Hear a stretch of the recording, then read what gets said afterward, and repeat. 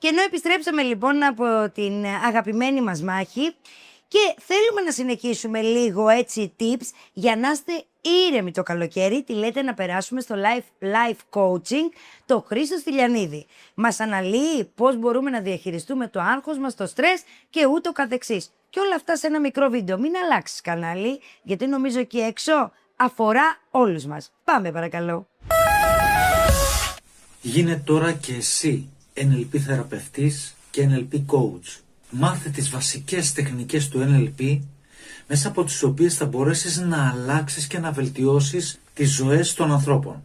Μάθε να ρίχνεις τα αρνητικά συναισθήματα, να δουλεύεις το άγχος, τις φοβίες, τις εσωτερικές συγκρούσεις, τις κρίσεις πανικού, την ερωτική απογοήτευση, να ανεβάζεις τα θετικά συναισθήματα, να δουλεύεις την αναβλητικότητα, να δουλεύεις τα περιοριστικά πιστεύω, να βάζεις στόχους και να δείχνεις ένα καλύτερο μέλλον. Να δουλεύεις μακροχρόνιες συνήθειες, οι οποίες δεν κάνουν καλό και να μπορείς να τις αντικαθιστάς με συνήθειες πιο επικοδομητικές.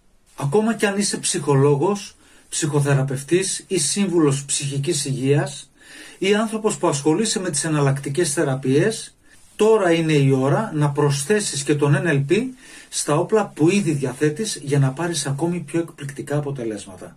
Επικοινώνησε τώρα μαζί μου για να κλείσουμε την πρώτη συνεδρία γνωριμίας μας.